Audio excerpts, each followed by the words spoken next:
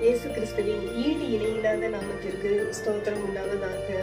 கிறிஸ்து பிறப்பின் மாதமாகிய இந்த டிசம்பர் மாதத்துல நாம பிறப்பின் ரகசியங்களை குறித்து தெரிந்து கொள்ள போகிறோம். நம்முடைய வாழ்க்கையில ஒவ்வொருவரும் பிறந்திருக்கிறதுக்கு ஒவ்வொரு காரணம் இருக்கிறது.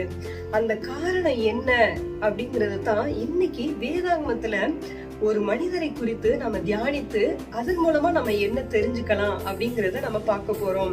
யாரு அப்படின்னு பாத்தீங்கன்னா பரிசேயர்களில் ஒருவனாக கருதப்பட்ட நிக்கோதேமு. இந்த நிக்கோதேமு அப்படிங்கிற ஒரு மனுஷன் பரிசேயரா காணப்பட்டாரு. இந்த பரிசேயர்கள் அப்படிங்கிறவங்க யாரு அப்படின்னு சொல்லி பாத்தீங்கன்னா, மோசேயின் நியாய பிரமாணத்தை பயங்கரமா படிச்சு அதன்படி வாழ்கிற ஜனங்கள். அது மட்டும் இல்ல, தேவாலயங்கள்ல ஒரு முதன்மை பொறுப்புல இருக்கிற மனிதர்கள். அது மட்டும் அல்லாம அவங்க என்ன பண்ணுவாங்களா, உயிர்த்தெழுதல் இருக்கிறது அப்படிங்கறதுல ஒரு பயங்கர நம்பிக்கை இருக்கிற ஒரு ஜனங்களா காணப்பட்டாங்க. அப்படிப்பட்ட குணாதிசயங்கள் கொண்ட ஒரு மனிதர்கள்ல ஒருத்தர் தான் யார் அப்படின்னு பாத்தீங்கன்னா இந்த நிக்கோதேமு அப்படிங்கிற ஒரு மனிதர். அவர் பாத்தீங்கன்னா இயேசு செய்த அற்புதங்கள் எல்லாவற்றையும் பார்த்து மத்த பரிசேயர்கள்லாம் என்ன பண்ணாங்க அப்படின்னா, அவரை எப்படி ஒரு ஆக்கினைக்குள்ளாக தீர்க்கலாம், அவரை எப்படி நம்ம இந்த மதத்தை பரப்பாம இருக்கலாம் அப்படின்னு சொல்லி அதை குறித்து யோசித்து கொண்டிருந்த தருணத்துல இவர் மட்டும்தான் இயேசு கிறிஸ்துவை நேரடியா சென்று ஒரு இரவு நேரத்துல போய் அவரை பார்த்து, நீங்க உண்மையான கிறிஸ்து தானா அப்படின்னு சொல்லி அவருக்கு இருக்கிற எல்லா விதமான சந்தேகங்களையும் நேரடியாக கிறிஸ்துவிடம் கேட்டு தெரிந்து கொண்டார். நம்ம யோவானின் புஸ்தகம் 3ஆம் அதிகாரத்தை பார்க்கும் பொழுது அதுல பாத்தீங்கன்னா அவர் இருக்கிற உரையாடல்கள் எல்லாம் இருக்கும். அப்ப என்ன சொல்லுவார்னா, இயேசு கிறிஸ்து, ஒருவன் மறுபடியும் பிறவாவிட்டால் தேவனுடைய ராஜ்யத்தை காண மாட்டான் என்று மெய்யாகவே மெய்யாகவே உனக்கு சொல்கிறேன். அப்ப பாருங்களேன், தேவனுடைய ராஜ்யத்தை குறித்து அது எப்படிப்பட்டதா இருக்கணும்னா, நாம் மறுபடியும் பிறக்க வேண்டும் என்கிற ஒரு செய்திய அவருக்கு கொடுக்கிறாரு. உடனே நிக்கோதேமுக்கு பாத்தீங்கன்னா உலக பிரகாரமான ஒரு சந்தேகம் வருது.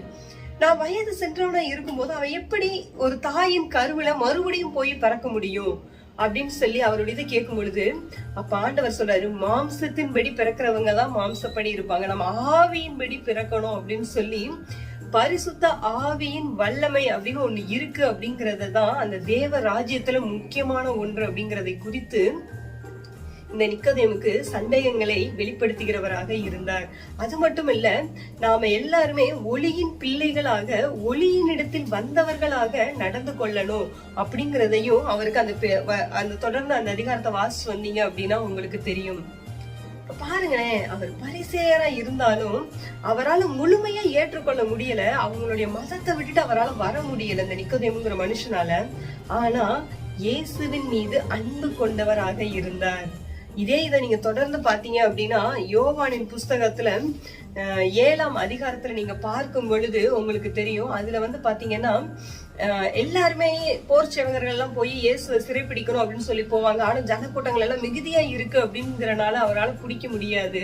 அப்ப அவங்க அந்த பரிசேயர்கள் தலைவர்கள் இடத்துல பேசும் பொழுது நிக்கோதேமு அவங்களுக்காக ஒண்ணு சொல்லுவாரு, அந்த மனுஷன் ஆக்கினைக்குள்ளாக தீர்க்கிறதுக்குன்னு ஒண்ணுமே பண்ணலையே, அவருடைய செய்கைகளை வைத்து நாம எப்படி அவரை கைது செய்யலாம் அப்படின்னு சொல்லி நமக்கு மோசே நியாய பிரமாணத்துல கொடுக்கப்பட்டிருக்கிறதா, எந்த ஒரு நியாய பிரமாணமும் நான் அப்படி படிக்கலையே அப்படின்னு சொல்லி இயேசுவுக்காக பரிந்து பேசுகிறவராக காணப்பட்டார்.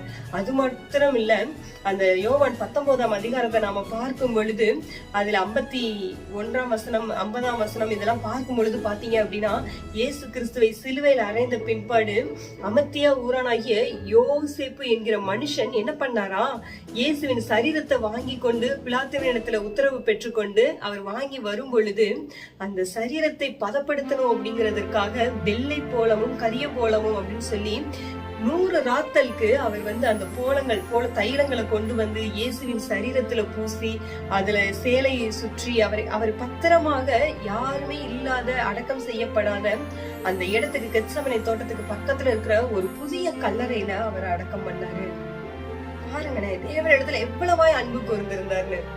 அவரும் பல காரியங்கள் செய்து இந்த தண்டனையிலிருந்து தப்பிக்க வைக்கிற எவ்வளவோ ட்ரை பண்ணாங்க. ஆனா அவரால் முடியல. கிறிஸ்து பிறப்பின் அந்த வாழ்ந்த காலங்கள்ல இவருடைய ஒரு பங்களிப்பு ஒரு சிறிய பங்களிப்பு தாங்க. அவர் வார்த்தையை கேட்டாரு. எல்லாரும் ஒதுக்கி தள்ளும் போது அவருடைய வார்த்தையின் அர்த்தத்தை புரிந்து கொள்ளணும்னு அவரிடத்திலே வந்து பேசினாரு. அவரை ஆக்கணைக்குள்ளாக தீர்க்க கூடாதுன்னு எவ்வளவோ முயற்சி பண்ணாரு. கடைசி அவரால் எதுவும் செய்ய முடியல அப்படிங்கிறதுக்கு பிற்பாடு கூட வெள்ளை போலம் தைலங்கள் எல்லாம் கொண்டு வந்து அவருடைய சரீரத்துல பூசினாரு. யோசிச்சு பாருங்களேன், இந்த நாள்ல நீங்களும் நானும் எப்படிப்பட்ட வாழ்க்கையை வாழ்ந்து கொண்டு இருக்கிறோம்? கர்த்தருக்கு பிரியமானவர்களாகவா? இல்ல நம்முடைய வாழ்க்கையின் நோக்கம் என்ன? நம்ம வாழ்றது கொஞ்ச காலம் தாங்க. அந்த கொஞ்ச காலத்துல நாம கர்த்தருக்கு பிரயோஜனம் உள்ளவர்களாக வாழ்கிறோமா?